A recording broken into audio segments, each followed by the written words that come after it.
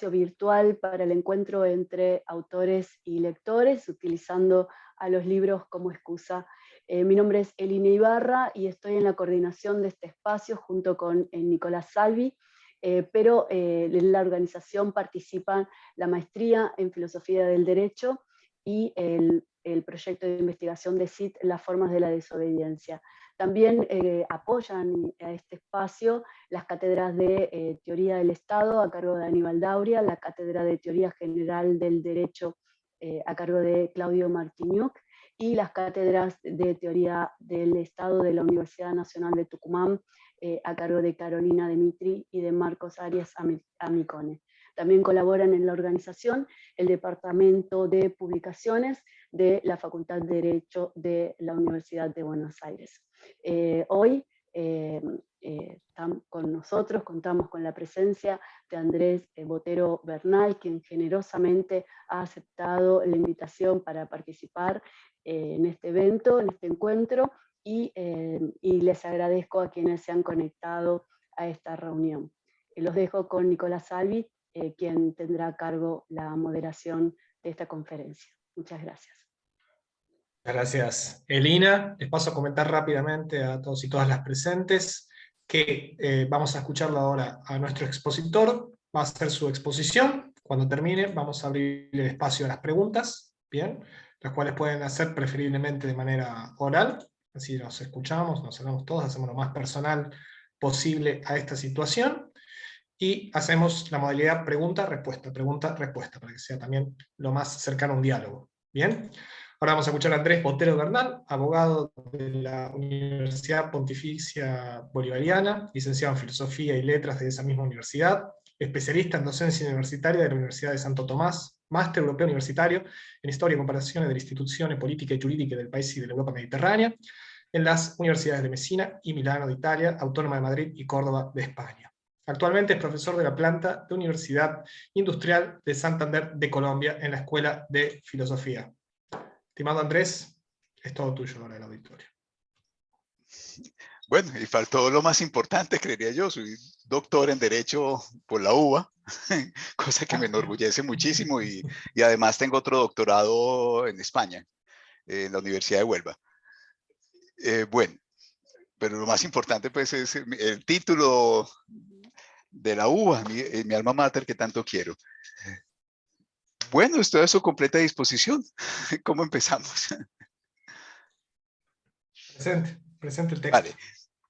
Bueno, en primer lugar quisiera pues, agradecer esta amable invitación que me han hecho, y yo pues tengo un gran amor, que no creo que haya otra palabra para decirlo, a la UBA, mi alma mater, la que obtuve un doctorado ya hace casi 20 años, un poco, fue hace 17, 18 años que obtuve ya mi primer doctorado, y logré excelentes amigos, tanto en el Departamento de Filosofía del Derecho como con los profesores de Historia del Derecho.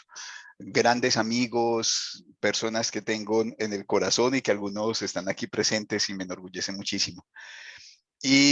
Y bueno, yo, por las vinculaciones que he tenido con la UBA, porque luego seguí como profesor invitado en varios eventos de la UBA, también he sido profesor en el doctorado en la Universidad de Buenos Aires, y, y, y por los contactos que he tenido pues, con la Facultad de Derecho, pues se publicaron 2 compilaciones de ensayos, una sobre filosofía del derecho que se publicó en el año 2010, no sé si se alcanza a ver bien, no se ve bien por la pantalla, de pronto no se ve bien, que es Ensayo Jurídico sobre Teoría del Derecho, que se publicó en el 2010, y luego salió otro texto en el 2013 sobre Historia del Derecho. Más que libros completos, por así decirlo, se trató por una invitación que me hizo el Departamento de Publicaciones en su momento, de una compilación de mis ensayos, de ensayos sobre filosofía del derecho y sobre historia del derecho.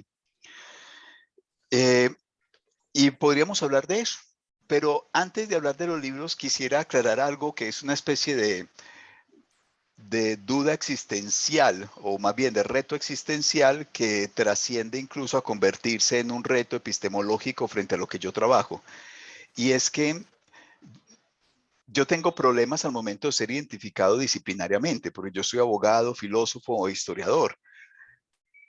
Y eso me ha generado muchas dificultades, pues en fin de cuentas pertenecemos a un paradigma científico que trabaja con el modelo de la fragmentación, con el modelo de la disciplinariedad, donde siempre se nos hace una pregunta inicial y es, ¿usted desde dónde habla? Y ese usted desde dónde habla siempre supone que es desde una disciplina, desde un paradigma disciplinario, desde un estanco del saber, y eso es algo con lo que yo incluso desde muy temprana edad pues he intentado romper.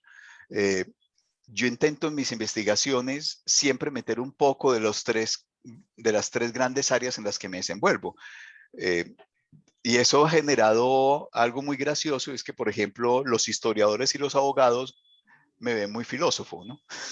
Los filósofos y los historiadores me ven muy jurista, y los filósofos y los juristas me ven muy historiador.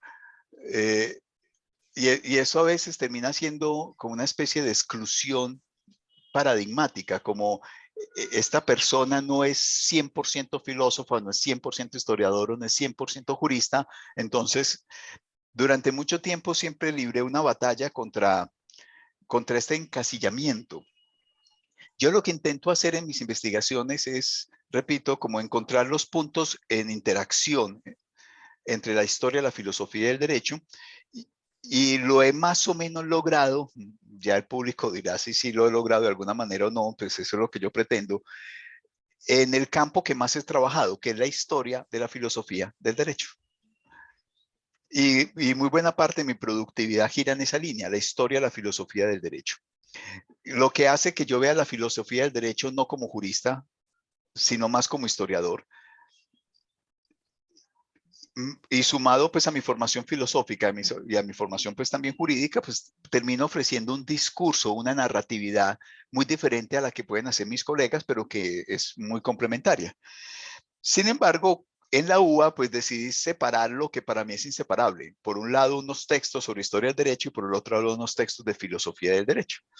Pues veamos cronológicamente. Empecemos con el libro de filosofía del derecho, llamado Ensayos jurídicos sobre teoría del derecho. Y empiezo por algo. Este es un texto del 2010 que si se dan cuenta, el título parece que es contradictorio, pero tiene una razón de ser. Repito el título: Ensayos jurídicos sobre teoría del derecho. O sea, entonces no vendría siendo ensayos jurídicos sobre teoría del derecho. Lo jurídico está 2 veces en el título. Varias veces me dijeron, ahí hay un error, ensayos jurídicos sobre teoría del derecho. Y yo quería llamar la atención, no es un error. Porque es que yo puedo hablar de la teoría del derecho como objeto desde diferentes perspectivas, incluso como historia, ensayos históricos sobre teoría del derecho, o ensayos filosóficos sobre teoría del derecho, o ensayos jurídicos sobre filosofía del derecho. Y en ese sentido escogí los textos más jurídicos sobre ese fenómeno que es la teoría del derecho, y entre ellos escogí 6 ensayos.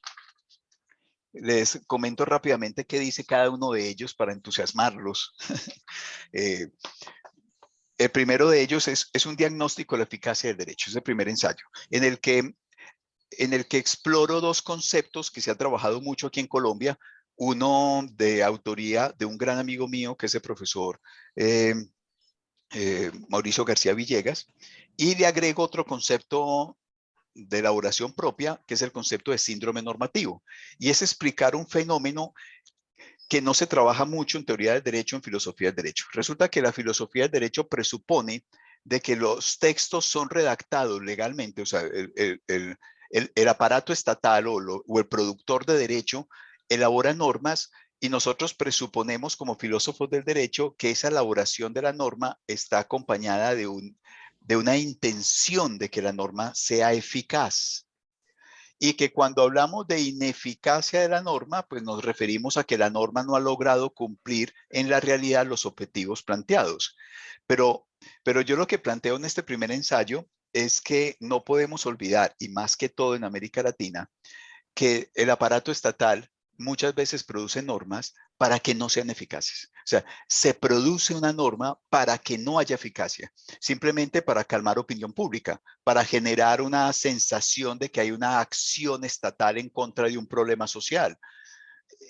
Y coloco varios ejemplos de normas que son hechas para que sean inoperantes o normas que son hechas para que coadyuven aquel fenómeno que aparentemente la norma pretende atacar.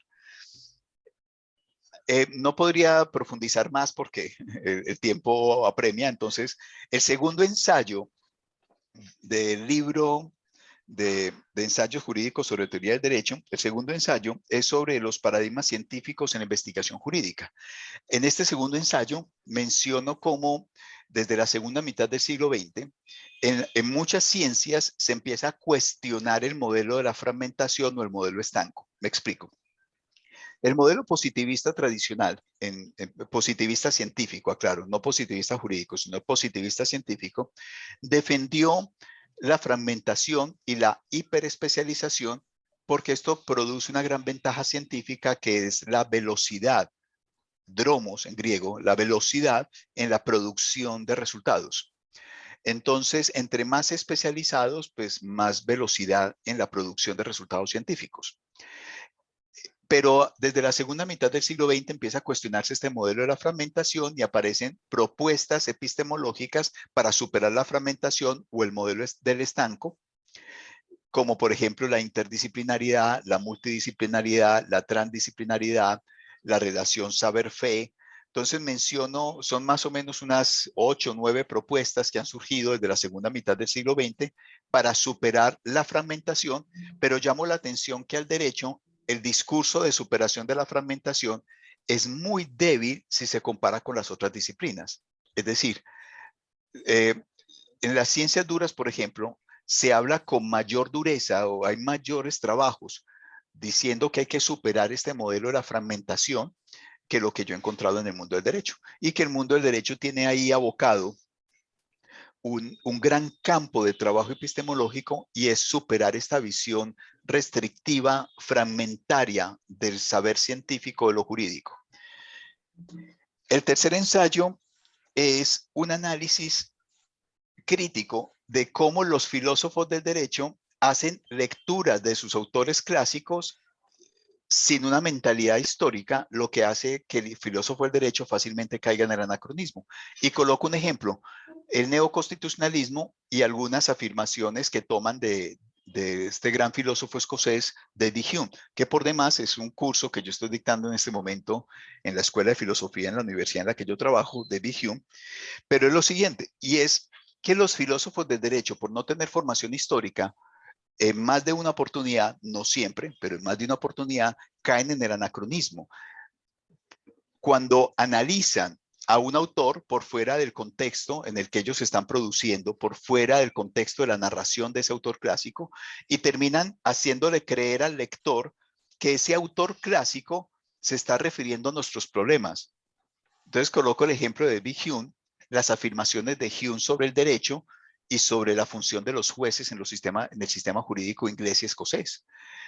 Estas afirmaciones de Hume, donde revitaliza la función de los jueces, o estas frases de David Hume sobre los jueces, cogieron un ímpetu tremendo a principios de este siglo, cuando surgió el activismo judicial, cuando apareció esto del neoconstitucionalismo en América Latina. Y yo lo que llamo la atención es, oigan, uno no puede ir a un clásico, coger una frase, coger un párrafo y traerlo al presente sin más. ¿Qué significa la palabra juez, judges? ¿Qué significa en el contexto escocés del siglo XVIII? No tiene mucho que ver con lo que nosotros llamamos hoy día jueces. Cuando David Hume reivindicaba la función de los jueces en el sistema jurídico inglés del siglo XVIII, esto no se puede traspolar sin más al problema del activismo judicial del siglo XXI de los jueces latinoamericanos. Es que ni siquiera se están refiriendo a lo mismo. Y esto lo veo mucho en los filósofos del derecho cuando hablan de los ilustrados, cuando hablan de los clásicos, cuando hablan de Kant, incluso hasta cuando hablan de Kelsen. Se les olvida el valor del significado contextual de los significantes. Y en este sentido es una invitación, ese ensayo, a los filósofos del derecho a que se abran un poco más a la historia del derecho, para no hacer análisis tan anacrónicos como los que yo suelo muchas veces sentirle a mis colegas. El cuarto ensayo es un análisis de una investigación interdisciplinaria sobre cómo pudo surgir el derecho desde la perspectiva de la antropología física. ¿Sí? La antropología física y la antropología evolutiva pues nos dan unas explicaciones de cómo surgió lo humano desde una perspectiva, repito, desde una mirada más que todo corporal, cómo ha surgido el humano, cómo surgieron las funciones que nosotros solemos atribuir a lo humano. Y a partir de este análisis de la antropología física es explicar fenómenos jurídicos que de pronto el antropólogo no se dio cuenta, pero que también el filósofo del derecho se le escapa. Y es asuntos, por ejemplo, del fuego. El fuego determinó la construcción del humano y el fuego tiene mucho que ver con lo que tiene que ver con las concepciones antiguas de lo jurídico que de alguna manera algunas cosas han quedado hasta la actualidad. Entonces ese cuarto ensayo es un ejemplo de investigación interdisciplinaria entre filosofía del derecho y antropología física. El quinto ensayo es una crítica al neoconstitucionalismo en América Latina. Que ustedes saben, el neoconstitucionalismo, que entró con mucha fuerza, aunque ya hoy día no la tiene tanto, en países específicamente de la zona andina, a finales del siglo pasado y principios de este siglo. Y yo como filósofo del derecho y como historiador del derecho, pues llamaba la atención de que esto puede ser peligroso, llamó la atención de los peligros que puede haber en torno a una concepción que favorece mucho el activismo judicial, pero en el contexto latinoamericano.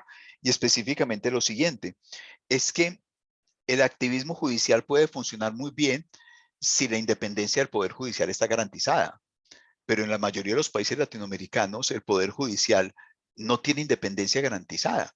Esto supone, por ejemplo, que si le damos demasiado poder a un tribunal constitucional, pero se nos olvida proteger con check and balances el tribunal constitucional de los partidos políticos tradicionales, del ejecutivo e incluso del legislativo, pues fácilmente lo que estamos haciendo es crear una mega estructura judicial con capacidad de decir cualquier cosa, pero que fácilmente puede ser cooptada por el Ejecutivo. Lo que significaría, vía neoconstitucionalismo, fortalecer al Ejecutivo. Y este riesgo de tribunales constitucionales que fácilmente pueden ser cooptados por el Poder Ejecutivo, lo que hace es aumentar, aumentar el desequilibrio de poderes y alejarnos de la idealidad de un Estado de Derecho. Es decir, el activismo judicial per se no es bueno, tampoco es malo, tiene muchos riesgos y podría ser muy peligroso si no está acompañado de una estructura constitucional que garantice la independencia judicial realmente. Si no, el neoconstitucionalismo terminaría siendo o terminaría jugándole al poder ejecutivo, que en teoría es el que supuestamente queríamos controlar. Entonces, ahí observo que hay como una tendencia algo casi que esquizofrénica y es, queremos controlar el Ejecutivo por los desmanes que históricamente ha hecho, queremos controlar el Legislativo por la pérdida de credibilidad simbólica que tiene frente a la población, entonces fortalecemos el aparato judicial, pero se nos olvida que este aparato judicial puede ser cooptado muy fácilmente por el Poder Ejecutivo. Entonces, fortaleciendo el Poder Judicial, lo que hacemos es fortalecer el Poder Ejecutivo. Y esto lo vimos con casos gravísimos como el Ecuador, Bolivia, Venezuela. Colombia se salvó por una coyuntura política en su momento de tener un tribunal constitucional cooptado, pero es que es muy peligroso un tribunal constitucional a las órdenes de un presidente. Esto es muy, muy peligroso. Y el último artículo de este libro es una crítica a un autor, Robert Alexi. En este caso, mucha gente me dijo, ¿usted cómo se atreve?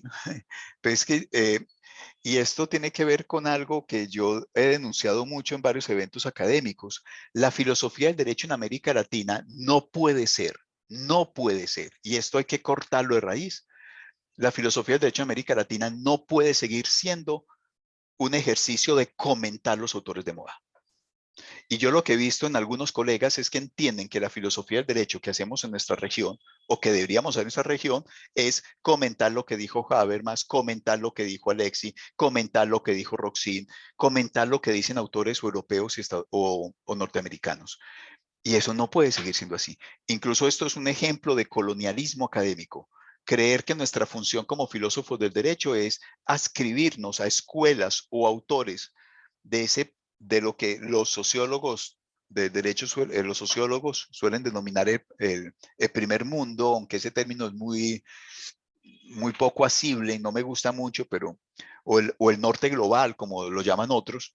No sé qué término utilizar, pero nosotros no podemos seguir entendiéndonos como comentadores de autores de ese norte global o primer mundo, como lo quieran ustedes llamar.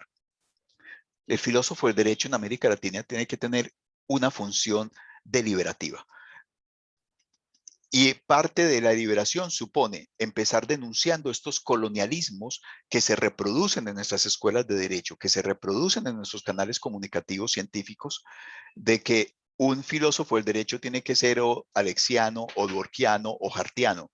No, los filósofos del derecho en América Latina tenemos que conocer estos autores, tenemos que conocer, pero no tenemos por qué deificarlos, no tenemos por qué caer en este juego colonialista de sentirnos que somos meros comentadores y propagadores de sus ideas. Y en ese sentido, pues yo hago una crítica desde mi perspectiva como filósofo del derecho y como historiador del derecho a uno de esos autores de moda, que es Robert Alexy, que todo el mundo lo cita como si fuera una especie de dios, de un neodios en lo jurídico, y empiezo a señalar que algunos aspectos con los que yo quiero deliberar con Alexy, a manera de ejemplo de lo que yo creo que sí debería ser una buena filosofía del derecho en nuestra región. El segundo libro, que tuve la fortuna que me haya editado la Facultad de Derecho de la UBA, en convenio con la editorial La Ley, es sobre historia del derecho. Y aquí recojo unos ensayos que intenté que fueran exclusivos, lo más exclusivamente posibles de historia del derecho, aunque reitero, casi todas mis investigaciones parten de un ánimo interdisciplinario, donde en el primer ensayo de este libro analizo qué entiendo yo por historia del derecho. Entonces paradójicamente, este libro de historia del derecho empieza con una reflexión epistemológica que, por ser epistemología, pertenece más al campo de la filosofía. Pero es necesario. ¿Qué es la historia del derecho? ¿Cómo entender la historia del derecho? La historia del derecho es mucho más allá, o va más allá, perdón, de ser simplemente una descripción de la normativa del pasado. Esa descripción de la normativa del pasado hay que hacerla. Es el primer paso para una historia del derecho, pero la historia del derecho no se queda en eso.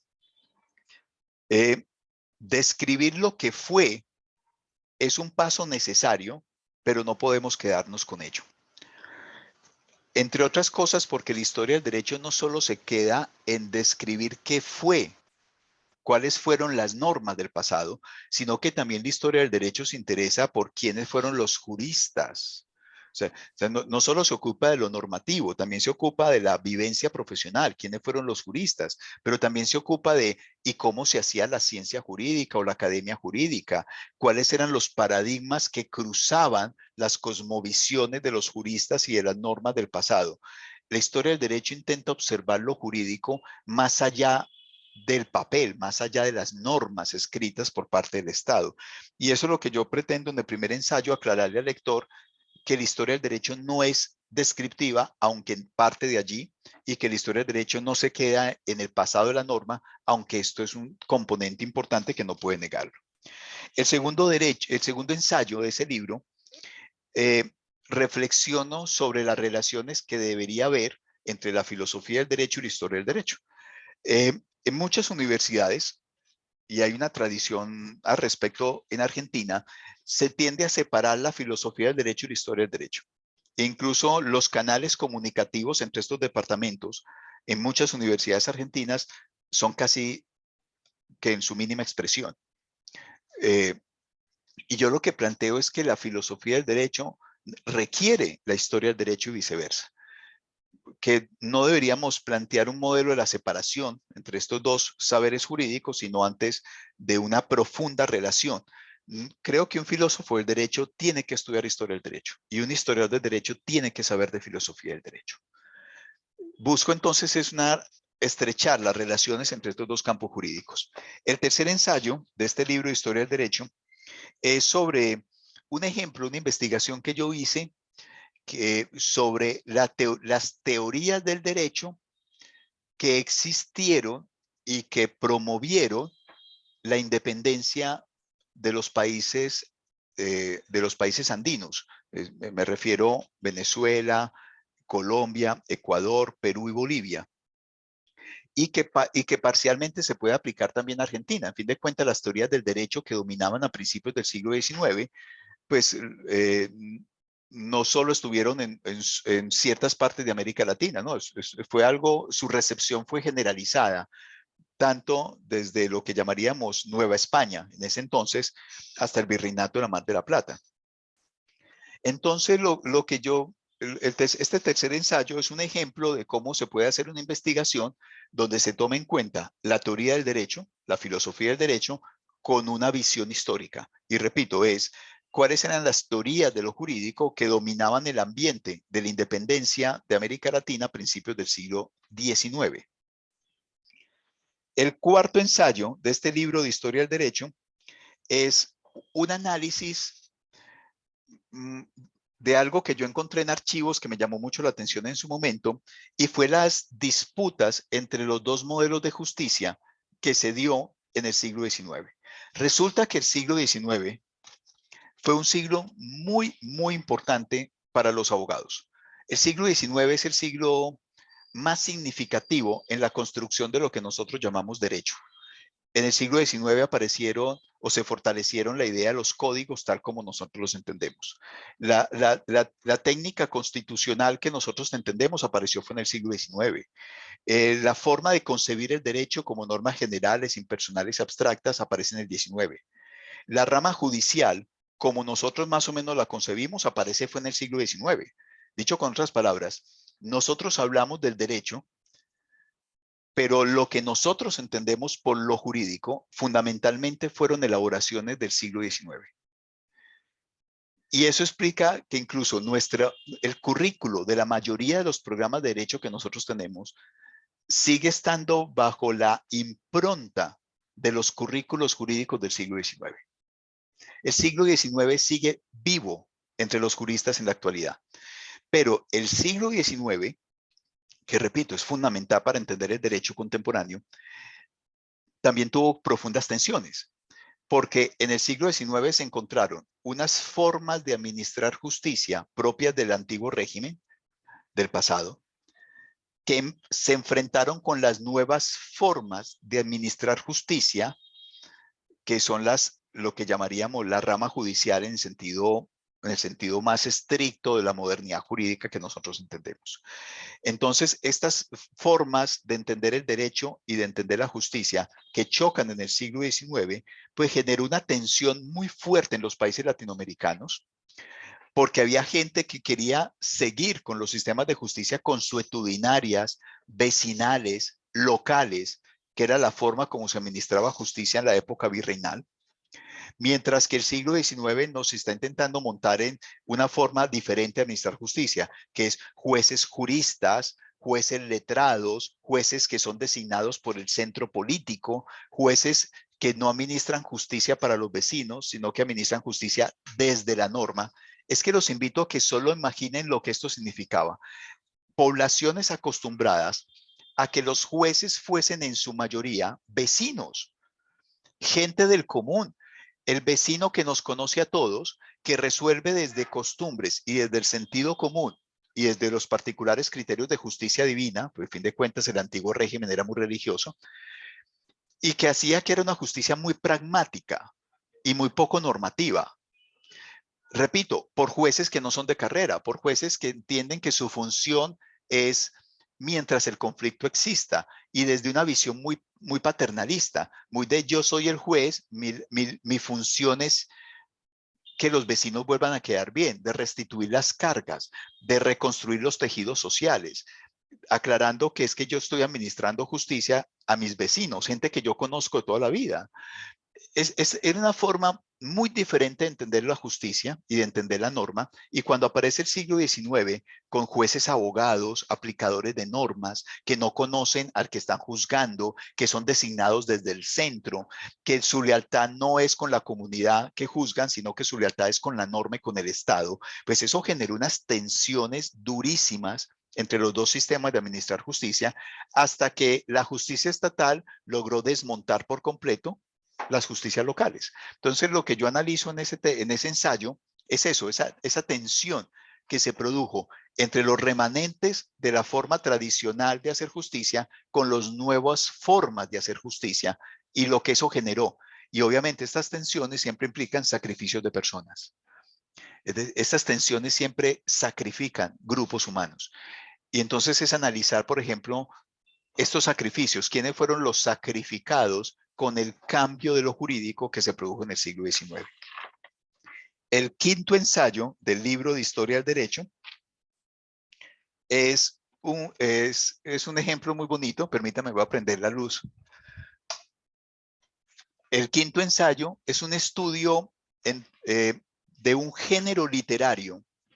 Ojo, es un género literario, pero que era muy famoso en el siglo XIX, llamado las causas célebres. Resulta que en el siglo XIX era muy común que en los periódicos, pero también sacaron novelas o también sacaron libros al respecto, se hacían recuentos de las grandes causas judiciales que se estaban resolviendo en el momento. Pero estos recuentos de estas causas judiciales en los periódicos del 19 o en libros no se hacían con gran rigor jurídico, porque no estaban escritas para los abogados, estaban escritas para el común. Eran más en las especies de narraciones que rayan entre la novela detectivesca, pero también con el reportaje periodístico, que se llamó Causas Célebres. Este género casi que está extinto. No digamos que extinto 100%, todavía sigue existiendo, pero ya ha desaparecido muchísimo, pero en el siglo XIX fue muy importante. Ahora, ¿y qué es la importancia de este género literario llamado las causas célebres para el derecho? Es que así se formó jurídicamente a las comunidades.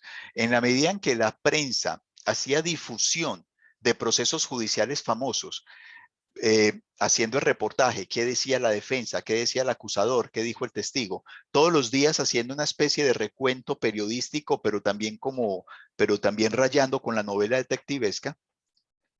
Esto generó crear cultura jurídica. Fue un excelente ejemplo de formación jurídica de las comunidades.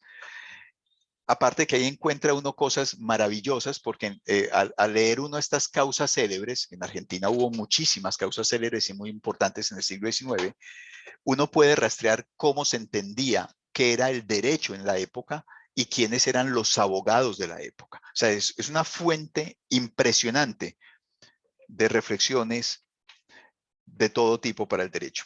El sexto ensayo del libro de Historia del Derecho es un análisis de la globalización, pero desde la perspectiva histórica. La globalización no es algo nuevo en la cultura jurídica, en la cultura humana. Ha habido globalizaciones previas. Entonces yo me propongo analizar un fenómeno contemporáneo como la globalización, pero desde una lógica histórica, para darme cuenta que ha habido globalizaciones en el derecho anteriores a lo que hoy día llamamos globalización.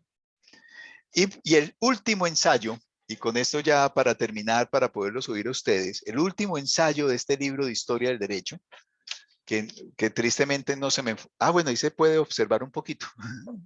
Es sobre el poder y los derechos, una historia florentina sobre tensiones y fracasos. Es un análisis que hago, crítico también, de la escuela fiorentina o florentina de historia del derecho muy importante. Es una escuela de historia del derecho muy importante en la actualidad y que tiene una forma de entender lo jurídico, y yo me propongo hacer un análisis de esta escuela de filosofía, de historia del derecho, y específicamente en algo que trabaja la escuela, y es que esta escuela liderada por Paolo Grossi y con discípulos muy, muy relevantes y muy importantes, como Fioravanti, como Costa, y ahí podríamos seguir pues con muchísimos apellidos muy, muy, muy, muy buenos, es que ellos intentan explicar la evolución de lo jurídico a partir de una tensión entre dos dualidades, la voluntad y los derechos, la voluntad y la razón. Es esta dualidad que ellos intentan hablar de que hay momentos en que el derecho se inclina más por la voluntad, es decir, por la política, y hay momentos en que los derechos se inclinan más por las costumbres, por las comunidades, por lo que se denominaría la razón. Entonces ellos intentan hacer una historia del derecho de larga data, de largo aliento, a partir de estas dos categorías, voluntad y razón. Y yo o política y razón, o poder y razón. Y lo que me propongo es señalar que esto es importante para explicar varios fenómenos jurídicos, pero que también tiene dificultades en ciertos casos concretos que yo expongo ahí en el libro. Creo entonces que con esto he hecho una exposición muy, muy general, muy somera, algo superficial, de dos textos editados por mi alma mater, por la Universidad de Buenos Aires. Uno sobre filosofía del derecho y otro sobre historia del derecho. Ya mayor precisión la encontrarán directamente en los textos y quedo a merced de ustedes. Pido clemencia. Excelente, excelente. Muchas gracias, Muchas gracias a ustedes. Excelente, excelente. Y bueno, con esto justamente abrimos ahora el espacio para las preguntas que nos hacen esperar. Tenemos ya a Aníbal Dauria. O sea, el audio, Aníbal, es... Bueno, primero lo que tengo que decir es que obviamente no he leído los textos todavía, así que voy a intervenir en función de lo que acabo de escuchar de la exposición de Andrés. Bueno, se me fueron generando muchas ideas, dudas, preguntas. Primero voy a empezar por las cosas en las que coincido, simplemente para marcar esto que no es simplemente papelear, sino que decir lo que coincido que es en gran parte de la exposición, que eso, lo que dice Andrés respecto del neoconstitucionalismo y del activismo judicial en América Latina, estoy completamente de acuerdo. También en cuanto a las modas filosóficas y filosóficas, esto de estar a la espera de lo último que se publica en cualquier lugar, aunque sea un JTP de la Universidad de Michigan, que acá pasa a ser una estrella de primera, ¿cierto? Bueno, esas cosas estoy totalmente de acuerdo. Quiero marcar, así para ser abogado del diablo, ahora las cosas que me generaron dudas o preguntas. Bueno, lo primero es una reflexión, ¿no? Respecto del primer ensayo del primer libro, el tema de la intencionalidad de eficacia o no en algunas normas, particularmente en leyes. Mi pregunta es, ¿qué relevancia tiene esto para la práctica del derecho? Porque así como una norma que puede, quiero decir, la intención del legislador, ¿qué importa acá? Porque la norma puede tener eficacia o no independientemente de la intención del legislador.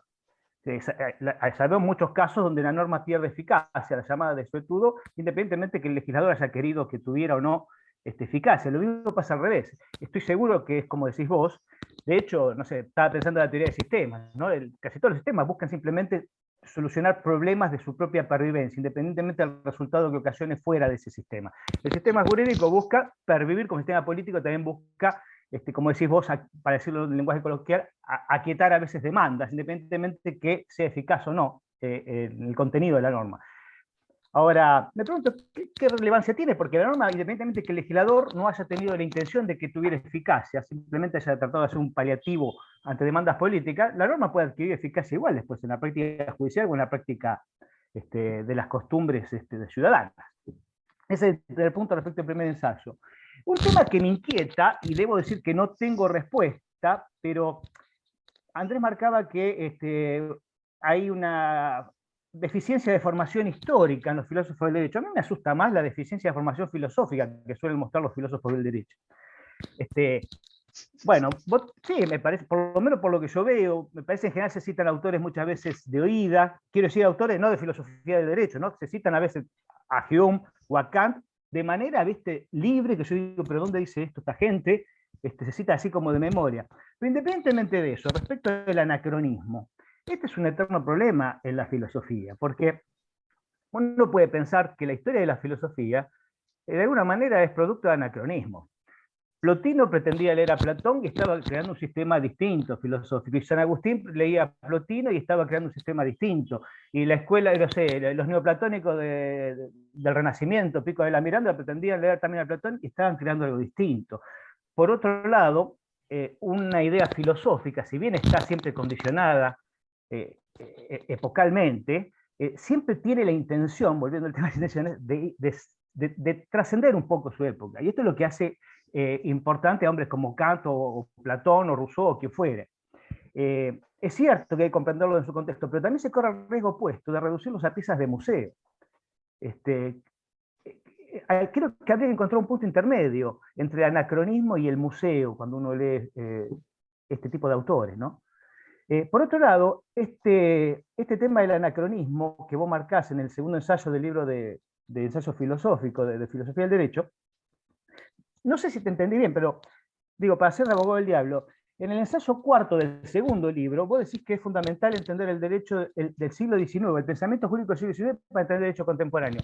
Y no sería un anacronismo entonces si no aceptamos que de alguna manera el pensamiento de un siglo puede estar ayornado o revivido o resucitado, obviamente en contextos distintos, porque si no, también sería anacrónico, es decir, que el pensamiento jurídico del siglo XIX es fundamental para entender el derecho actual. Y después, bueno, me quedó de incertidumbre cuando hablas de globalizaciones previas, porque yo esta tesis la he escuchado varias veces, alguna vez al doctor Ortiz en el Instituto de Gioja, y yo he escuchado cosas, hablando de anacronismos, que le atribuyen, por ejemplo, al estoicismo, una primera globalización, y bueno, acá lo que tenemos que definir es qué entendemos por globalización, porque uno puede entender por globalización un fenómeno que tiene que ver con el desarrollo de la técnica, esto es estrictamente contemporáneo, de los medios de comunicación masivos y el transporte que acorta distancias. Me parece que caeríamos en anacronismos groseros en comprender lo que está pasando ahora en los últimos 50 años con otra forma, si se quiere, de universalismo, como pudo haber sido, no sé, el cristianismo medieval o el estoicismo antiguo o el imperio romano. Me parece que tenemos que evitar también esos anacronismos, pero no sé a qué te referís con globalizaciones previas. Esa es mi participación, perdón, la hice larga.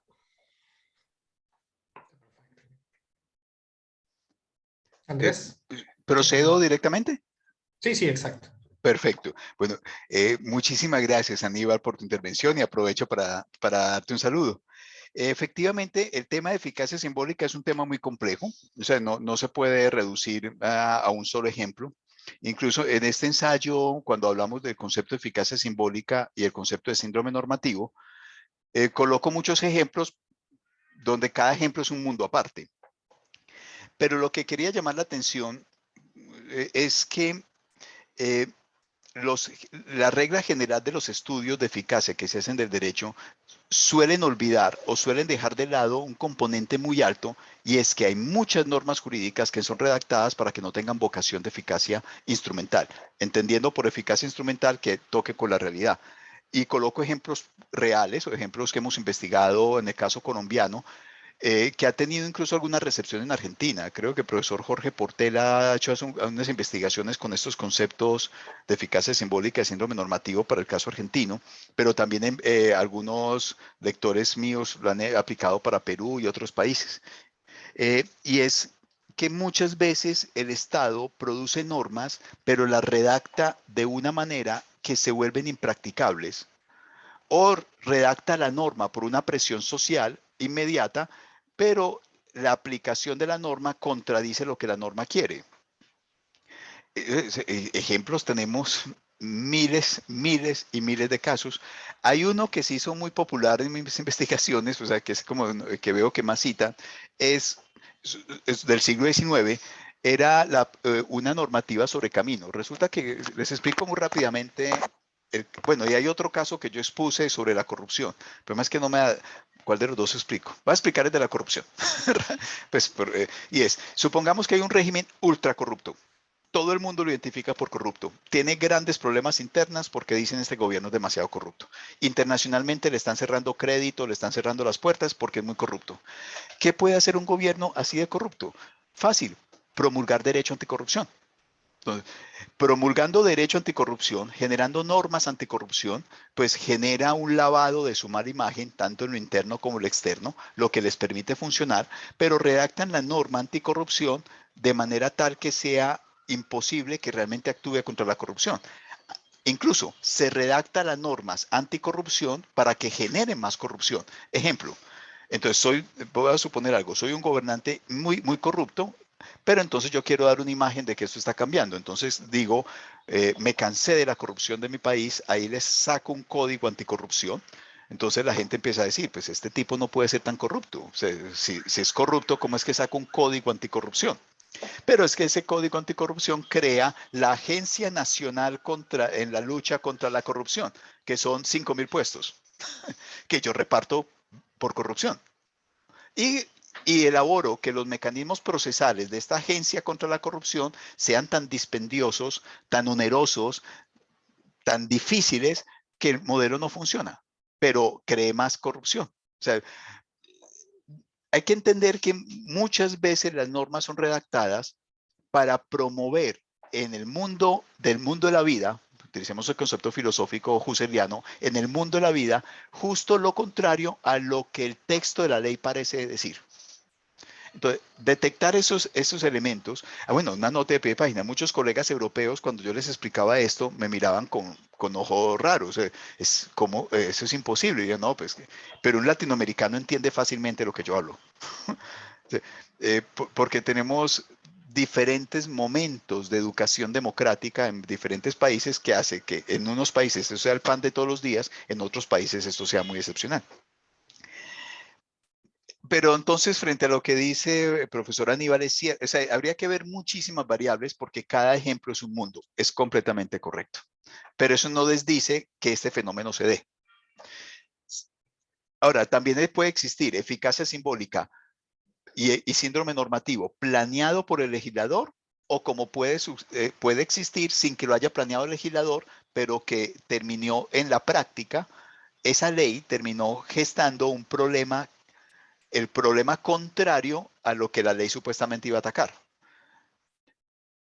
También hay muchos ejemplos. Por ejemplo, hay una gran indignación con el infanticidio, el feminicidio.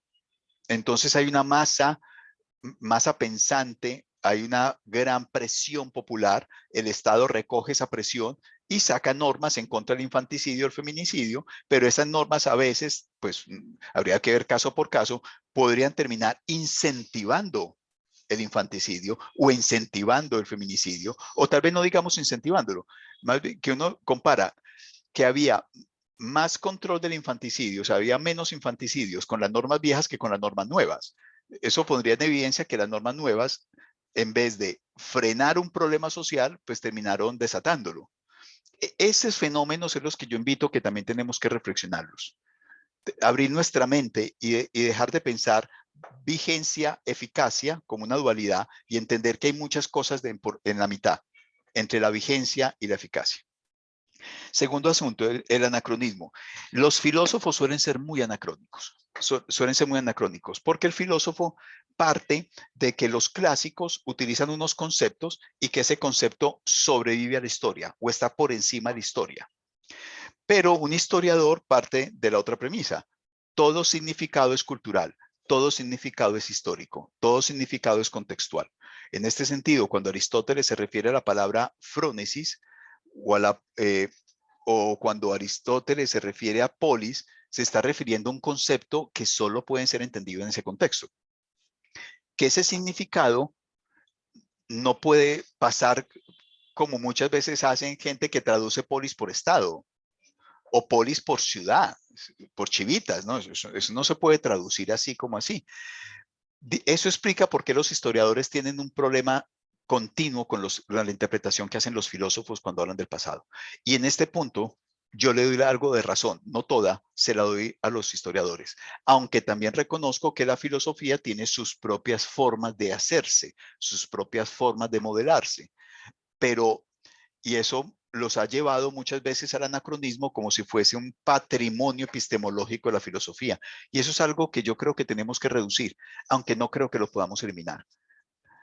Pero por lo menos reducir, por lo menos que el filósofo de derecho sea consciente que cuando está hablando de un concepto kelseniano, tiene que ubicarme ese concepto en una historia contextual. Por ejemplo, el concepto de Stefan Bauer de Kelsen, que es el concepto de estructura jerarquizada, la estructura jerarquizada de las normas, que fue traducido por Legassi y Lagambra como pirámide. Este concepto está claramente relacionado con la forma como se entendía el derecho público austriaco en el periodo entre guerras. Incluso esto no es un asunto que yo lo pueda desligar así como así del modelo jurídico que le tocó vivir a Kelsen y a Adolf Merck en su momento. Un buen filósofo del derecho tiene que saber de historia de los conceptos con los que trabaja. Y esta es la invitación que yo hago. Historiadores del derecho, ábranse de la filosofía. Filósofos del derecho, ábranse de la historia. Es más una propuesta epistemológica, pero aclaro, como lo dice el profesor Aníbal, es imposible eliminar el anacronismo. Pues ojalá, ¿no? Siempre va a haber ribetes, pero por lo menos tengámosla en contención, por lo menos pongamos en sospecha muchas interpretaciones que la gente suele hacer. Y ahí viene el otro comentario del profesor Aníbal, y es, cuando yo digo que muchos significados de lo jurídico que hoy día tenemos viene el 19, es justo lo contrario al anacronismo. Los filósofos de derecho que no saben historia creerían que nuestros conceptos jurídicos vienen de Roma, al anacronismo. Entonces, que como Roma tuvo códex, en el Corpus Juris Civile, entonces el código viene de Roma. Entonces, hacen un puente profundamente anacrónico entre el derecho romano y nuestros conceptos de derecho privado o de derecho codificado, pero no, son dos conceptos muy diferentes de código, muy diferentes de código. Otro ejemplo, en Roma se utilizaba la palabra constitución en términos jurídicos, por ejemplo, las constituciones imperiales, pero eso no tiene nada que ver con la forma como nosotros utilizamos la palabra constitución. Por ser anacrónicos los juristas, solemos creer que el derecho no ha cambiado casi nada desde Roma hasta nuestros días. Si supiéramos un poco más de historia, nos daríamos cuenta que el siglo XIX es un siglo de ruptura con el pasado jurídico y que nosotros le debemos mucho más al siglo XIX que al pasado. O sea, que al pasado del siglo XIX. Los conceptos de ley, constitución, código, cómo se elabora la norma, Estado, eso es del siglo XIX. Entender las herencias que nos quedan históricamente es justo enfrentarnos al anacronismo. Y la globalización. Efectivamente, el profesor Aníbal tiene razón, la globalización es un término muy ambiguo. Está en la zona de penumbra, como diría Hart. Está en la zona de penumbra. ¿Qué es la globalización? Lo que hoy día llamamos globalización tiene un componente que es solo del hoy. Pero hay otros componentes de lo que hoy día llamamos globalización, otras características de lo que nosotros entendemos por globalización, que existieron también en el pasado. Algunos colegas han denominado esas características comunes como mundialización, para diferenciarlas de la globalización contemporánea. Me parece que es un ejercicio interesante. Ha habido en el derecho ejercicios de mundialización desde hace mucho tiempo. Y eso es lo que yo quería llamar la atención. No nos quedemos no creamos que esta idea de un derecho global es del siglo XXI. No, por ejemplo, en el medioevo, con la idea del jus comune, esto era una idea del derecho global. El jus comune era una idea de derecho global. Pero aclarando que no nos estamos refiriendo a la globalización 100% con el significado que hoy tiene, porque hoy día tiene un margen del significado que solo se predica del presente. Pero hay características de la globalización jurídica que uno podría encontrar, repito, en el ejemplo, en el jus comune medieval o en la circulación atlántica de las cartas constitucionales que surgió en el siglo XIX, o en las comunicaciones tan fuertes que se vivieron para elaborar la doctrina social del derecho a finales del siglo XIX, que esto no fue un tema nacional. Es más, lo que yo me propongo decir en ese ensayo es que la idea que tenemos de que el derecho es nacional, es decir, el derecho es argentino, o es colombiano, o es francés, esto es la excepción. La regla general es que el derecho se construye en las comunicaciones intensas que se han librado entre las regiones, más que nacional. O sea, el derecho no es tan nacional como creemos, es más global. Y eso no es solo de la globalización contemporánea. Muchas gracias, Andrés. Sofía Aguilar, te escuchamos. Bueno, muchas gracias. En principio, saludar a todos y agradecer, Andrés, tu presentación. A mí Gracias. me ocurre lo mismo, yo tampoco tuve la oportunidad de leer tus libros, pero seguramente voy a ir a buscar algún artículo, en particular este que mencionabas sobre la eficacia, creo que es sumamente interesante y bueno, voy a ir a verlo. Pero mi pregunta, digamos, está más vinculado a esta propuesta general que vos traes respecto de la interdisciplinariedad, porque de hecho efectivamente, digamos, los estudios que parten de perspectivas interdisciplinarias o transdisciplinarias, digamos, son estudios que a mí particularmente me interesan, y como punto de partida tiendo a asumir que, digamos, una buena observación, ¿no? Y una serie de conclusiones a las que se pueden arribar respecto del derecho, desde la filosofía del derecho, digamos, es bueno que lo hagan, digamos, partiendo, ¿no? Desde cierta interdisciplinariedad, pero también lo que me he dado cuenta a lo largo de los últimos años trabajando, digamos, en esa dirección, es que muchas veces se convierte más en una idea, ¿no? A la cual uno quisiera atender, ¿no? En el trabajo interdisciplinario, que a algo que efectivamente sea tan fácil, ¿no? De realizar. Sobre todo por esto que vos mencionabas, ¿no? En ámbitos académicos y científicos hay una superespecialización disciplinar que no es, digamos, actual, ¿no? Pero que, digamos, es cada vez más creciente. Y hay, digamos, un problema respecto de la cantidad de contenidos y, digamos, básicamente la cantidad de conocimiento que uno puede incorporar, ¿no? Entonces, mi pregunta por ahí, digo, lo que quiero decir es, estoy de acuerdo, ¿no? Con tender hacia la interdisciplinariedad, pero pienso que muchas veces es más difícil de lo que uno cree de luego Sí, llevarlo a es la cierto. práctica, ¿no? Lo cual Sí, puede resultar a veces un poco frustrante, ¿no? En el hacer cotidiano de intentar producir, ¿no? Bajo esa premisa.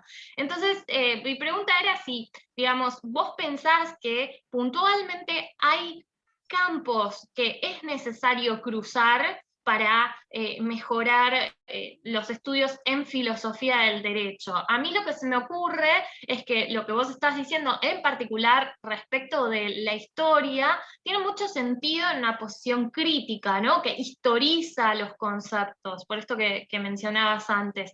Pero no sé respecto de estas otras propuestas que vos traías como vinculados a la antropología o a algunos aspectos del psicoanálisis, que seguramente son muy, muy interesantes, pero mi pregunta es si vos crees que, digamos, son compatibles y son más o menos realizables, ¿no? Porque las personas también tenemos como capacidades limitadas, o si en realidad pensás que el campo de la filosofía del derecho tendría que asumir también como diferentes perfiles, ¿no? De profesionales que se dediquen más a, no sé, el cruce entre psicoanálisis y filosofía del derecho, o historia y filosofía del derecho, o si crees que es posible hacer todo junto, no lo sé, o si tenés alguna propuesta concreta respecto de cómo podría articularse, ¿no? Esta posición interdisciplinaria, o sea, esta forma interdisciplinaria de trabajo, porque bueno, también hay algunas discusiones sobre el cómo, ¿no?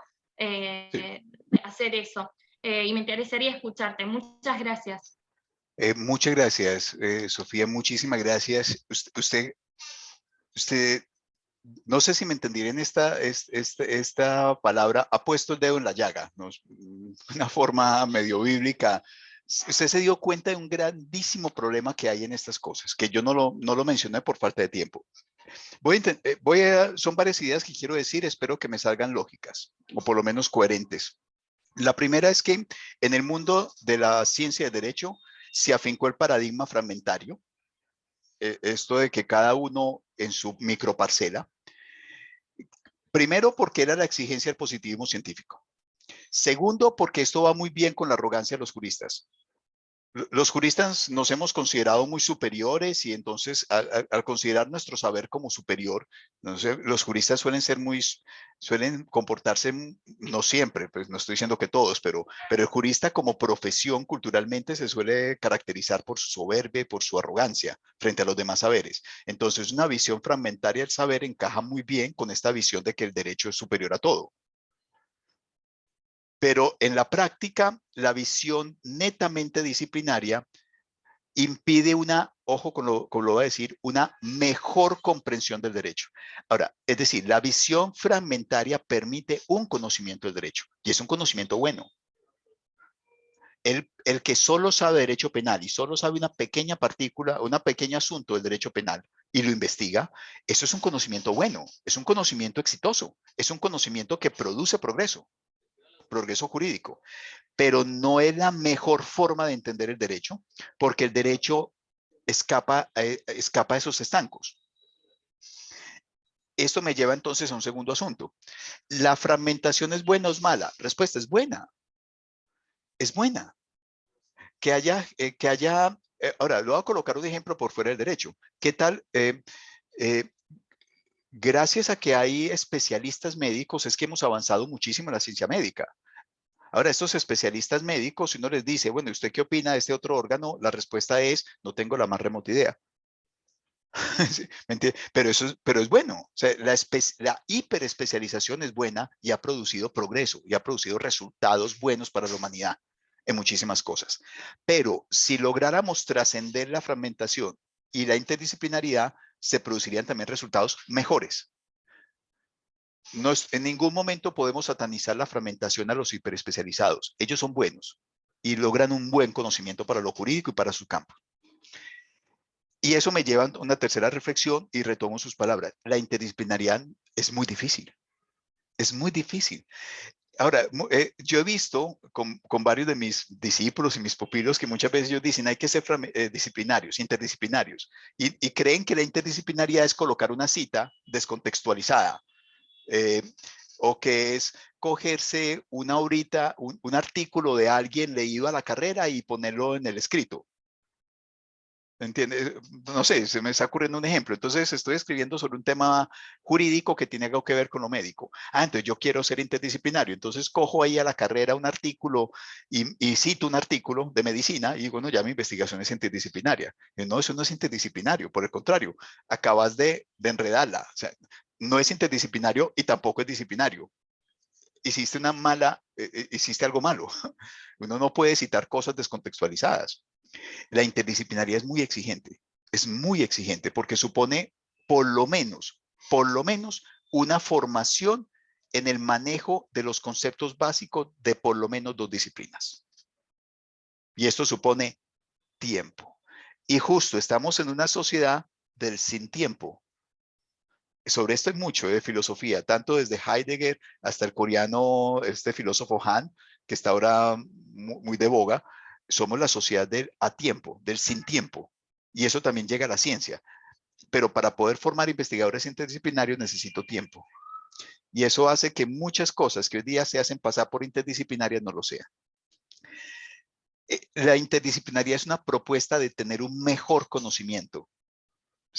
Pero la fragmentación es una propuesta de tener un buen conocimiento. Entonces no podemos satanizar a los que están en el modelo fragmentario. Y voy a un cuarto y último comentario. No puede haber interdisciplinariedad si previamente no hay disciplinariedad. Si el derecho no logra un estatuto disciplinario propio, yo no puedo ponerlo a dialogar con otras disciplinas.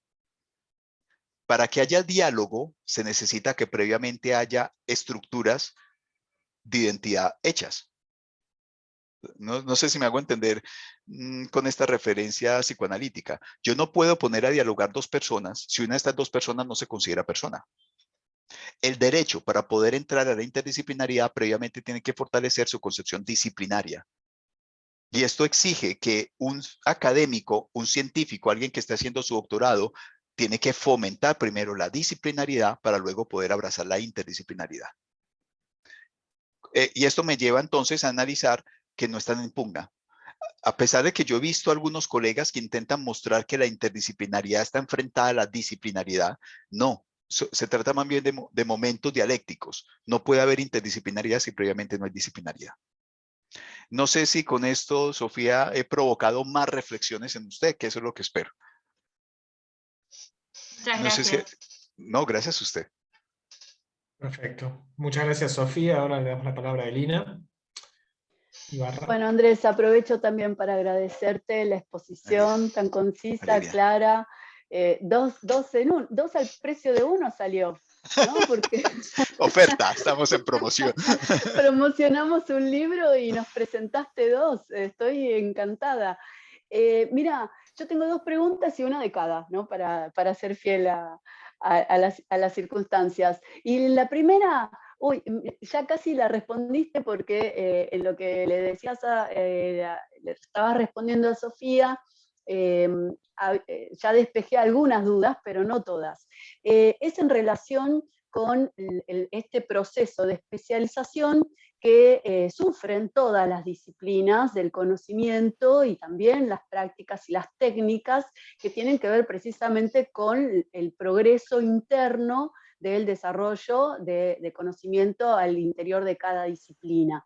Esto que Ortega y Gasset dio en llamar la barbarie del especialismo, ¿no? Que no es un efecto, sino que es la condición del progreso científico. Y yo pensaba en que la ciencia jurídica es resultado de este mismo proceso. Sí. Y esta especialización arraigada, casi caprichosa, era necesaria para poder delimitar un campo disciplinar específico, ¿no? Y pensemos que esta tarea es reciente. Entonces, creo yo que la transdisciplinariedad por ahí es un horizonte todavía por resolver, porque la ciencia jurídica acaba de delimitarse como disciplina, digamos, en su especificidad. Y bueno, mi pregunta anterior a tu respuesta, Sofía, era si no veías un elemento no positivo, ¿no? Si todos eran problemas solamente relacionados con esta, vos llamás fragmentación, ¿no? A los procesos de especialización. Y que en definitiva debemos abandonar la noción del sabio, digamos, y en el extremo el ignorante, como dice Gioja, respecto también cuando él analiza los procesos de especialización jurídica, dice, bueno, nos tenemos que resignar al técnico, el que es bueno en un área específica, ¿no? No sé si esa claramente tu propuesta, creo yo, sospecho vos me responderás, si nos tenemos que resignar al técnico. Y la otra pregunta, comentario que me surge es en relación al primer artículo del segundo libro del que hablaste, en este enfoque histórico que vos hacés del derecho. Yo me pregunto, con todos los problemas epistemológicos que que el estudio histórico conlleva. Si vos pensemos en que en la escuela de Anales, que viene a cuestionar la relación causa-efecto dentro de la historia, si estás por parte de una historia constructivista o reconstructivista, quería saber si tenés una postura tomada respecto de qué tipo de investigación histórica haces. Por lo que escuché, no sé si te alineas con la visión dilteniana del paradigma, digamos, comprensivista de la historia. Y esa es la aclaración que quería pedirte. Muchas gracias. Perfecto. Muchísimas gracias. Una pregunta muy sagaz. Se da cuenta de una lectura muy inteligente de lo que yo he dicho, que me pone en algo de aprietos para responderla. Intentaré hacerlo de la siguiente manera. En primer lugar, la interdisciplinariedad no es que sea buena y la disciplinariedad sea mala. No, es que el conocimiento hiperespecializado es bueno. Ha producido progreso, ha producido desarrollo. Pero la interdisciplinariedad ofrece un conocimiento distinto del mismo fenómeno. Y la interdisciplinaridad tiene una ventaja, y es que el que trabaja seriamente la interdisciplinaridad puede establecer o puede estudiar un fenómeno estableciendo más, más variables en su análisis. El interdisciplinario puede estudiar un fenómeno con muchísimas variables, lo que supone que el interdisciplinario tiene que trabajar previamente con el paradigma de la complejidad. Entender que las cosas son complejas. Complejas no significa que sean complicadas, son dos cosas, es diferente. Cuando entonces uno trabaja un fenómeno, por ejemplo, la recepción de la codificación civil y este fenómeno, la recepción de la codificación civil, la analiza desde una perspectiva histórica, filosófica y jurídica, pues se está relacionando para el mismo fenómeno muchas más variables que el civilista que hace un análisis, por ejemplo, de Vélez-Sarsfield, de las fuentes de Vélez-Sarsfield desde una perspectiva estrictamente jurídica. El interdisciplinario, al incluir más variables en la comprensión del fenómeno, ofrece un conocimiento más complejo. El especialista, al tener pocas variables para la comprensión de un fenómeno, ofrece un conocimiento cierto, bueno, pertinente, pero no es tan bueno como puede ser el interdisciplinario, aclarando que bueno aquí no es en términos morales, sino bueno acá es en términos de número de variables con los que yo puedo estudiar un fenómeno. La interdisciplinaridad, y reitero algo, el que promueva los defensores de que hay que superar las visiones hiperespecializadas en la ciencia. Ojo, estoy hablando de la ciencia, que es diferente al ejercicio profesional. No confundamos. Porque alguna vez alguien me preguntó, entonces usted está en contra de que haya jueces penales y jueces civiles. Yo no estoy hablando de eso. Yo estoy hablando de la ciencia. La idea es que para que haya interdisciplinariedad, tiene que haber primero disciplinariedad. Por lo tanto, no son cosas que están en pugna. Y si alguien me dice, profesor Andrés, yo no tengo tiempo para hacer una tesis doctoral interdisciplinaria, yo no tengo formación en 2 disciplinas, yo solo tengo formación en algo y esto es lo que yo quiero investigar. ¿Usted qué dice? ¿Está mal? Yo diría, no, está muy bien. Está perfecto, está muy bien. Es que hay que fortalecer la disciplina jurídica y eso termina fortaleciendo las perspectivas interdisciplinarias. Está muy bien. Está muy bien que haya gente hiperespecializada. Pero también hay que entender que el conocimiento que arroja la gente hiperespecializada es diferente al conocimiento que arroja personas que pueden establecer más variables para entender un fenómeno. Y ahora, frente al tema, efectivamente en la historia, como en la filosofía, como en el derecho, hay escuelas. Y las escuelas se odian, se matan, se crucifican entre ellas.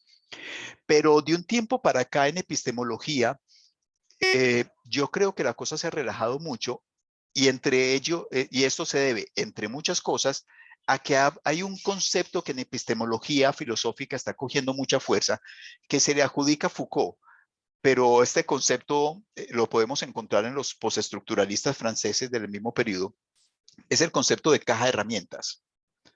¿En qué se opone este concepto?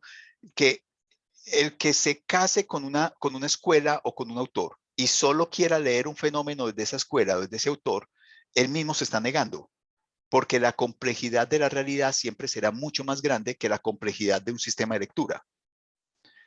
Entonces, el que dice, yo quiero leer este fenómeno, llamémoslo un virus, pero yo solo lo puedo leer desde mi escuela médica.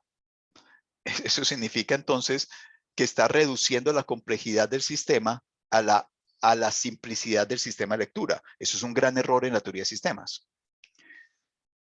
Por eso es que se dice en epistemología, no se case con ninguna escuela, no se case con ningún autor. Más bien lo que debe hacer usted es una caja de herramientas. Utiliza el concepto de esta escuela si le es útil. Utiliza este concepto de esta otra escuela si le es útil para comprender el fenómeno. Entonces, si yo para comprender un fenómeno tengo que acudir a los anales porque tienen un concepto pertinente, pues lo traigo. Y si después tengo que ir a Ranke y a su modelo positivista para explicar otra cosa, pues lo traigo. En fin de cuentas, lo que proponen los autores y lo que proponen las escuelas son herramientas. Y uno utiliza las herramientas según su utilidad para responder un problema. De la misma manera, yo con un destornillador no puedo clavar un clavo. Entonces, y si alguien me acusa porque yo cojo un destornillador para lo que sirve un destornillador, y alguien me acusa, es que usted pertenece a la escuela de los destornilladores, pero diría, no, el que estás perdido eres tú. O sea, creo que tenemos que abandonar ese fanatismo de escuelas y empezar a aceptar más bien la teoría de la caja de herramientas. Mientras el concepto me sirva, lo cojo. Mientras sea útil y funcional para explicar un fenómeno, pues, ¿qué importa de dónde venga? Ahora, lo grave sería, repito, que por fidelidad a una escuela intente clavar un clavo con un destornillador. Esa es como mi postura política frente a los enfrentamientos de las escuelas, que en ciertas latitudes son muy fuertes. Por ejemplo, en Argentina, el enfrentamiento entre escuelas de filosofía y derecho es mucho más fuerte, se ha vivido en la historia más fuerte que en otros países. Y uno diría, pero ¿y por qué?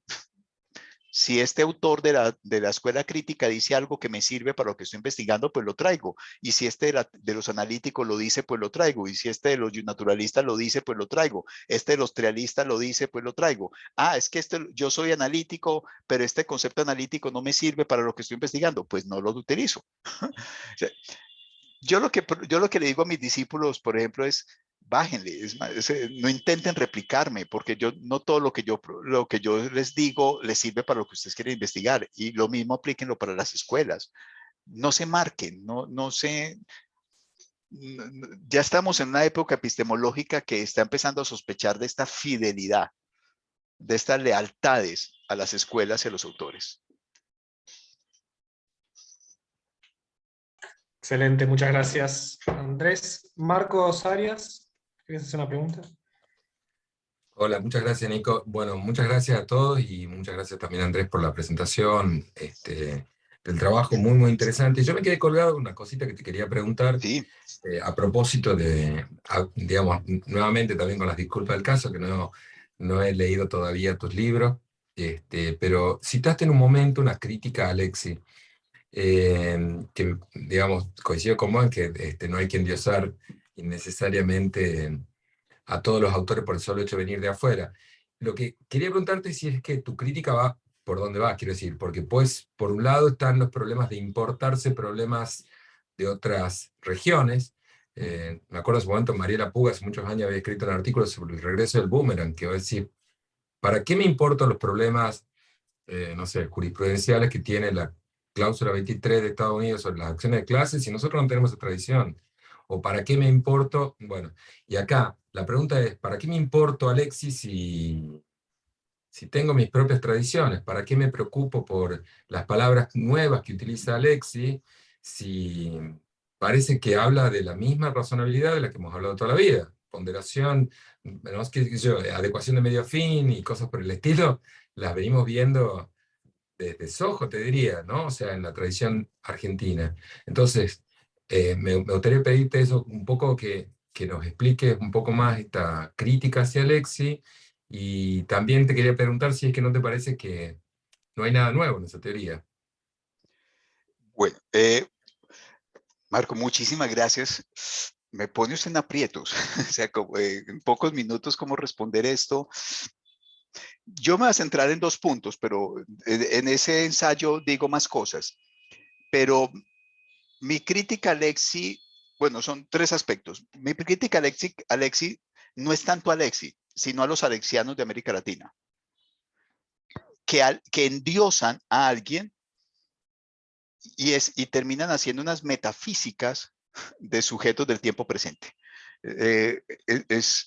Y eso es muy común en la academia latinoamericana. Me atrevería a decir que es más incluso de la zona andina que de Argentina o México, porque Argentina o México tiene una ventaja, tienen tradiciones filosóficas fuertes, con escuelas propias, y eso ha hecho que de pronto entonces no haya tanta genuflexión, porque tienen una tradición mayor que en otros países, pero por ejemplo en el caso de la zona andina, Alexis llegó acá como si fuese un dios y los constitucionalistas hablaban de Alexis, de las tesis de Alexis, como si fuera nihil ex novo, o sea, todo novedoso. Y ahí es cuando yo como historiador del derecho también empiezo a decir, a ver, bajémosle, 2 cosas. 1, la mayoría de los conceptos de los que ustedes me están hablando, que se los adjudican a Alexis y que están en Alexis, oiga, esos conceptos existen desde hace muchísimo tiempo. Circulando muchísimo tiempo. 2, lo que Alexis dice del positivismo Eso es falso. Y eso es completamente falso. Pero, mi penúltimo libro es la historia del positivismo jurídico. Yo he hecho una historia del derecho del positivismo jurídico, y Alexi vende una idea del positivismo jurídico que no existió en la historia, de que los positivistas son hiperlegalistas, que los positivistas teoría de la subsunción, que el positivista trabaja con el silogismo. Y ahora ya, la escuela que más se acercó a lo que Alexi dice que son todos los positivistas fue la escuela de los comentadores franceses de principios del siglo XIX, con el Código Civil recién expedido en 1804. Que eso es lo que nosotros llamamos exégesis, pero ellos no se autodenominan exégesis, pero eso es otra historia. Pero incluso, yo digo en el texto, si yo traigo un exégeta francés, aclarando que la palabra exégesis no existió entre esas escuelas se autodenominaban los comentadores. Si yo cojo un comentador del Código Civil francés de principios del siglo XIX y lo comparo con la imagen que Alexi dice de todos los positivistas, hasta un exégeta diría, no, nosotros no somos así tampoco. Los exégetas hablan de libertad creativa, hablan de creación judicial. Los exégetas hablan de creación judicial del derecho. Los exégetas, ese tema es que el silogismo, la subsunción, eso yo no lo he encontrado en ninguna escuela del positivismo jurídico. Esto se llama una reducción al absurdo. Alexi vende una idea del positivismo que nunca ha existido. Y pues claro, al crear una idea de que los positivistas son unos ignorantes, ignorantes que trabajan con la literalidad de la ley y que se niegan a hacer interpretaciones, salvo la interpretación literal de la ley, yo diría, oye, ¿qué escuela ha dicho eso del positivismo? Que yo conozca ninguna. Esa es mi principal crítica a Alexi, que él vende una idea del positivismo que no existió en Alemania, que no existió en Europa, no existió en Francia. Lo más cercano, repito, fue la escuela de los comentadores del Código Civil, que duró muy poco tiempo, por demás, en Francia, en el siglo XIX. Pero uno diría, Kelsen no tiene nada que ver con la idea de positivismo que Alexi nos vende. Esa es como mi principal crítica, es decir, Alexi, se nota que usted no tiene formación histórica. Si usted supiera la historia del positivismo jurídico, no estaría diciendo que los positivistas son legalistas, pegados de la interpretación literal, que niegan la interpretación judicial, que niegan la discrecionalidad judicial. Cosas que yo no he visto. Entonces, esa es como mi principal crítica a Alexi. Y la otra es a los alexianos de, oigan, si usted, por favor, esto no es ni el ex novo, esto no es novedoso, son discusiones que tienen historia detrás. Ahora, Alexi hay que leerlo. Creo que es un autor que hay que leerlo. Hay que entenderlo bien. Y hay que entenderlo porque este personaje está diciendo lo que dice en la Alemania posguerra. Y hay que entenderlo en su contexto, y es un autor muy importante. Pero nosotros no podemos estar importando autores sin una revisión crítica, porque eso nos conduce a un colonialismo académico que nosotros tenemos el deber de enfrentar. Perfecto, Andrés. Muchas gracias. Lo último, te consulto y ya te dejamos libre, aprovecho yo no poder manejar el micrófono. Me había quedado con la duda con el último texto que nombraste, el de la Escuela Histórica de Florentina. Bastante lectura de ellos, sobre todo porque trabajo temas de propiedad, ¿no? Pero, ¿en qué momentos te parece, o cuáles son los... no digo fallos, vos dijiste, ¿cuándo se complica, digamos, la utilización de la dicotomía derecho entendido como razón o entendido como voluntad? Que también lo usa DAT en estos pagos, digamos, Atria, ¿no? Que lo usa ahora para decir justamente que el neoconstitucionalismo es volver a entender el derecho como razón, ¿no? Sí, ¿Dónde se torna complicado, digamos, esta dicotomía? ¿En qué momentos de la historia? ¿En qué momentos como punto epistémico? No sé. Tenía curiosidad. A ver, yo creo que la lectura que hace la Escuela Fiorentina es una lectura en términos generales muy acertada. Me parece muy acertada en términos generales. Ahora, ellos utilizan una metodología que la hemos utilizado en muchísimas, lo que la hemos visto en muchas otras escuelas, y es de, a partir de un pequeño grupo de conceptos y a partir de miradas duales, hacer lecturas de largo aliento. Pero observen que eso es muy común en muchísimos autores, que primero plantean 2 o 3 conceptos centrales, una dicotomía, y a partir de la dicotomía, pues elaboran la lectura de la humanidad. Ahora, estas lecturas son acertadas. Me parece, el problema es que arrojan conocimientos que suelen ser imprecisos porque no siempre el mundo funciona dualmente.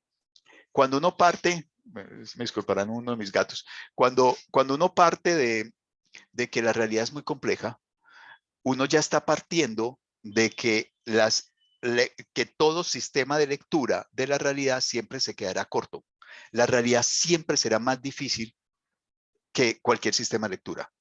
Dicho con otras palabras, nunca va a haber un sistema de lectura que pueda explicar por completo la realidad, porque para que así suceda, significaría que el sistema de lectura es la realidad. Todo sistema de lectura se queda corto con la realidad, y todo sistema de lectura me permite entender ciertos fenómenos de la realidad, pero no la complejidad de la realidad. Y eso es lo que yo veo, por ejemplo, con los que trabajan con pocos conceptos. Los que trabajan con pocos conceptos me pueden explicar ciertos fenómenos, pero no la totalidad de la realidad.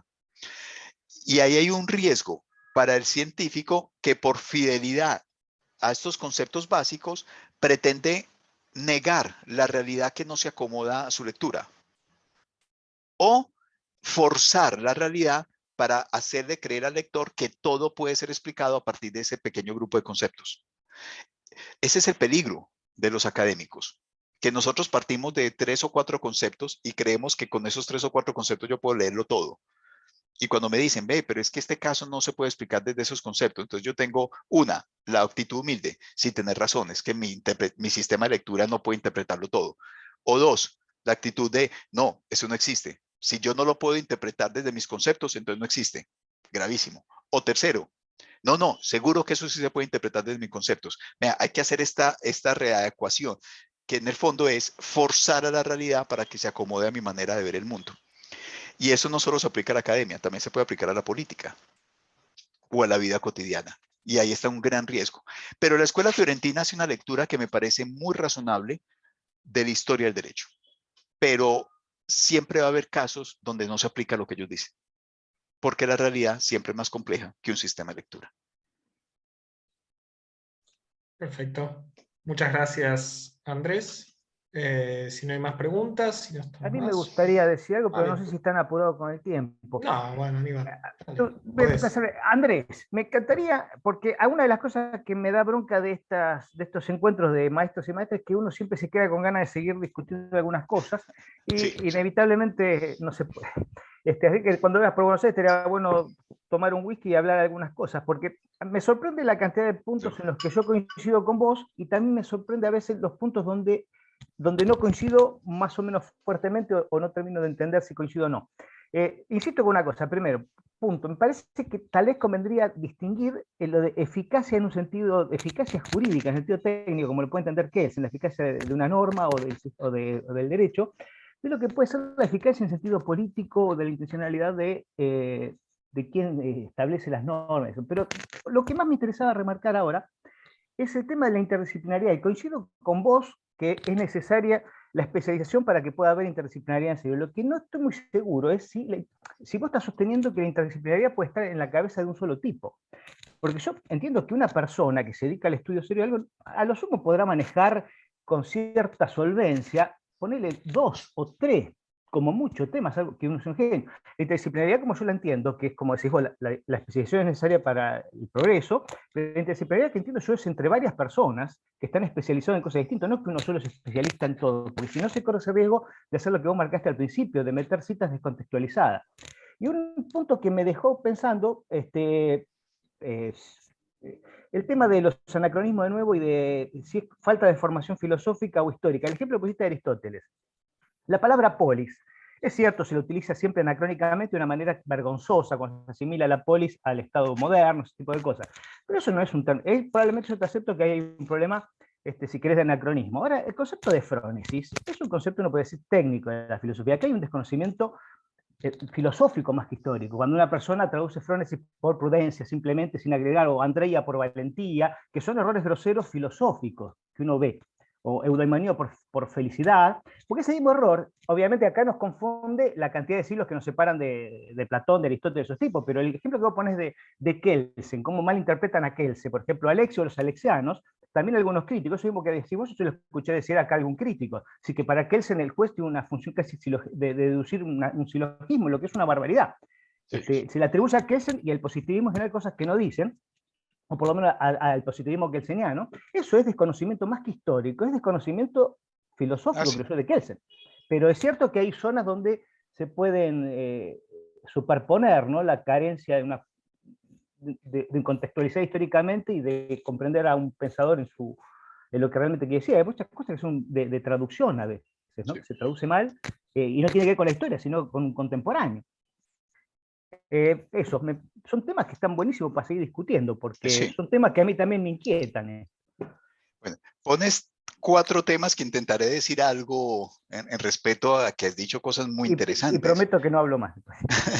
Bueno, la primera es que, bueno, yo puedo cometer un error tanto en la interdisciplinariedad como en la disciplinariedad. O sea, yo puedo decir barbaridades desde una investigación disciplinaria como puedo decir barbaridades de una investigación interdisciplinaria. Lo interdisciplinario no es sinónimo de verdad.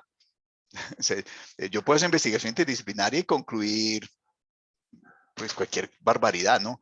Igual, o yo puedo hacer investigación disciplinaria y adjudicarle a Kelsen cosas que él nunca dijo. O sea, yo no estoy hablando del error, porque el error se puede dar en cualquiera de los dos modelos. Y la idiotez también. Se puede dar en cualquiera de los dos modelos, ¿no? Listo.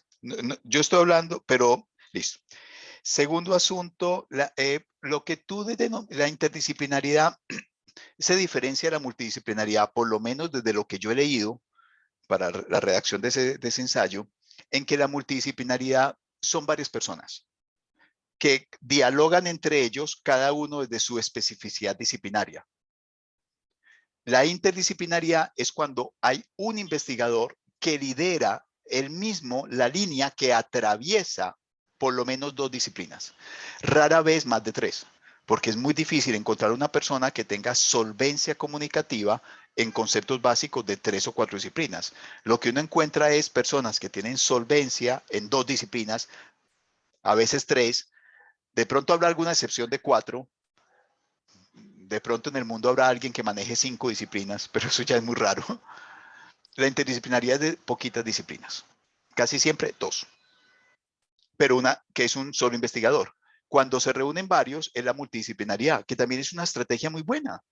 Algo que, por ejemplo, es algo que nosotros los filósofos del derecho tenemos que hacer. Me explico. Hace poco también dicté una conferencia en el que yo defendía que los filósofos del derecho debemos dejar de hablar o debemos buscar dejar siempre de hablar con otros filósofos del derecho. El filósofo del derecho debe dialogar con el civilista y decir, venga, yo le puedo dar la explicación filosófica a sus conceptos y usted apórteme lo técnico. El filósofo del derecho debe hablar con el abogado el laboralista. Creo que en Argentina lo llaman especialista del trabajo, ¿no? En Colombia lo llamamos laboralista. Bueno, ustedes me entienden la idea. El historiador del derecho debe hablar con el constitucionalista. Eso es multidisciplinaridad y eso está muy bien. Que el historiador del derecho le diga al civilista, venga, yo me encargo de explicarle lo histórico que hay detrás para que no haga mucho anacronismo y usted encárguese de esta parte. Pero esto sería más bien multidisciplinaridad, más que interdisciplinaridad. Frente al tema yo coloqué el ejemplo de frónesis conscientemente. Es que prudentia en latín es una cosa muy diferente a lo que significa frónesis en griego. Y sin embargo, los romanos dijeron que lo que ellos entendían por prudentia era lo mismo que Aristóteles dijo frónesis. Y luego nosotros le agregamos a esto diciendo que lo que nosotros llamamos templanza, carácter o prudencia en nuestras lenguas romances es lo mismo que los latinos decían por prudentia, que es lo mismo que los griegos llamaban frónesis. Y no es un tema de traducción. Es que en los contextos culturales en los que surgieron los conceptos les dieron un significado que permite que se asemejen, pero también hay otra parte del significado que los diferencia. La prudentia latina no es opuesta a la frónesis griega. Tienen cosas comunes, pero no son lo mismo. Y no es un problema de traducción. Por ejemplo, nosotros en filosofía tenemos muy claro, esto no es un problema de traducción. De allí que hay ciertos conceptos en griego que preferimos no traducirlos porque son intraducibles. Polis, eso no se puede traducir. Un discípulo mío hizo su tesis sobre el concepto de polis desde la perspectiva de un griego y el concepto de Estado contemporáneo para deducir que no son lo mismo. Exacto, hay que dejar la palabra y poner una paráfrasis o una nota a pie de página donde se explique qué era la polis, qué era la prudencia, ¿sí? o qué O era la simplemente fronesis, o qué era la decirle, eudaimonía. no hacer la traducción, para que el lector entienda que no es un Estado. Pero tenés que explicar qué es, usar la palabra Bueno, polis. Yo uso la palabra sí, polis y tenés que explicar la diferencia precisamente y por qué perfecto. está mal traducirlo por ciudad-estado. El problema es que se vuelve difícil explicar que la polis es una nota de pie de página y que es Estado en una nota de pie de página cuando eso no lo puede hacer ningún filósofo del derecho en un tratado. Es complejo, pero entiendo tu punto. Sí, hay que explicar al lector que no puede seguir traduciendo los términos sin más, porque esa traducción lo que esconde son anacronismos terribles. Y frente al tema de la eficacia, efectivamente, mi escrito señalo las muchas clasificaciones que hay sobre eficacia. Hay eficacia primaria, eficacia secundaria, hay eficacia instrumental, hay eficacia simbólica. La eficacia simbólica se divide en dos: eficacia simbólica en sentido amplio, eficacia simbólica en sentido restringido. O sea, el tema de la eficacia es muy complejo. El asunto es que no me quedaba pues tiempo para explicarlo en toda la complejidad conceptual que hay, pero yo sí creo que es un problema que le debe interesar a los abogados, entender que hay normas que son válidas, que no buscan eficacia instrumental, pero buscan una eficacia simbólica en sentido restringido. Porque, por ejemplo, es que a mí, yo me acuerdo que cuando yo trabajaba esos temas, yo ya ahora no los trabajo, la verdad. Yo ahora estoy muy metido en terminar la segunda edición de mi libro de Historia del Positivismo Jurídico. Ese es como espero, siempre digo, siempre digo, denme en un mes. Estoy diciendo que denme en un mes desde hace 2 años. Entonces yo ya no me comprometo cuándo se los voy a tener. Pero cuando yo trabajaba ese tema, me acuerdo que me decían mucho, ¿y eso qué tiene que ver con el derecho? Y eso, mucho. No, pero es que el derecho solo estudia la vigencia. Yo, ¿quién dijo eso? Kelsen. ¿Kelsen dijo que el derecho solo estudia la vigencia? ¿Kelsen no fue el que habló de revolución? ¿Kelsen no fue el que habló de eficacia general como prerequisito para la validez de cualquier sistema jurídico? ¿Kelsen no me habló de costumbres? Una costumbre ineficaz no puede existir, ¿no? Resulta que es que también dentro de la filosofía del derecho, muchos anacronismos se quedaron como mitos fundadores y todo el mundo de repetirlos se volvió verdad. Y ahí volvemos a este famoso paradigma que se le adjudica a Goebbels. Repite tanto una mentira hasta que se vuelva verdad. Entonces le adjudicamos a unos autores unas frases que nunca dijeron, pero de tanto repetirlo terminaron siendo verdad. Y entonces me decía, ¿qué tiene que ver esto con lo jurídico? Todo. Mucho. Ah, pero es que lo jurídico es solo vigencia. Primero, no conozco un autor que haya dicho eso. Pero supongámoslo, pues que mirada tan pobre la de concebir el derecho solo desde una pequeña faceta de lo jurídico.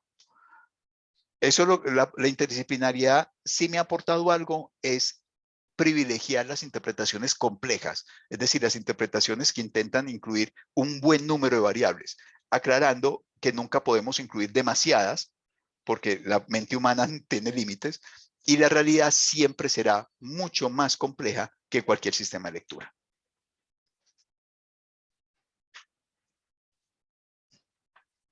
Bueno, Yo creo perfecto. Muchísimas gracias, Andrés. Y con esta pregunta y esta respuesta vamos cerrando el Libres y Maestres del día de hoy.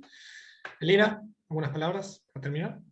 Solo tengo palabras de agradecimiento para los asistentes por tomarse el tiempo de entrar a esta reunión y Andrés por su generosidad también en aceptar y también el tiempo dedicado en su exposición y las preguntas. Y nada, y el agradecimiento y el compromiso para la próxima edición de Libres y Maestres que ya estaremos comunicando en unos días. Exacto. Muchas gracias. Bueno, felicitaciones.